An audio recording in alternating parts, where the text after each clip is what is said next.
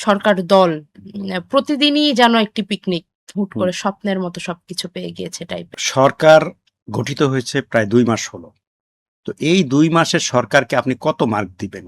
কোনটা আপনার ভালো লেগেছে, কোনটা ভালো লাগেনি? একটু স্পষ্ট করে যে একটা তরুণ রাজনীতিক হিসাবে আপনার বিশ্লেষণটা জানতে চাই। দেখুন, মার্কিং তো আসলে ওইভাবে করা যায় না, তবে এই এইভাবে বললে আসলে কেমন শোনায়, এই সরকারকে দেখে মনে হচ্ছে বিশেষ করে সরকার, hmm, the governmental body hmm, and সরকার দল, হুম। এদের পুরোটা দেখে মনে হচ্ছে তারা খুব ড্রিমি লাইফ লিড করছে।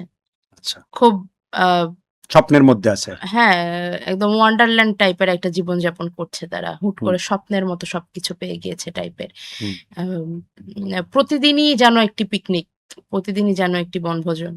এরকমটা দেখে মনে হচ্ছে। তবে হ্যাঁ, সরকার অনেকগুলো কাজ করছে। খাল খনন হতে দেখছি। জ্বালানি সংকট হয়তো আরো কঠিন হতে পারতো, আরো ভয়াবহ হতে পারতো। সেখানে তারা কাজ করছে।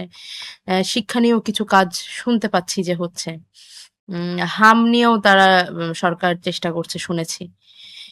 হাসপাতালগুলোতে পর্যাপ্ত আ টিকা। টিকা এবং আ অন্যান্য চিকিৎসা ব্যবস্থা পর্যাপ্ত পরিমাণে দেওয়ার জন্য এগুলো শুনতে পাচ্ছি। কাজ হলেই ভালো।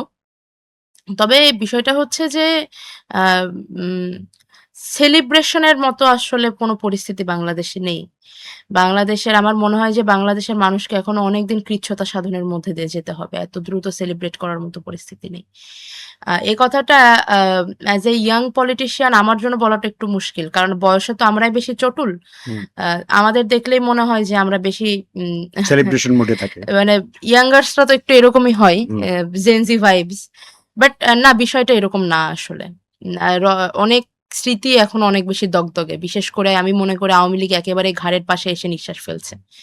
আ সেক্ষেত্রে সরকারকে ২ মাস ২-৩ মাস বয়সী সরকারকে কতই বা মার্কিং দেওয়া যায়।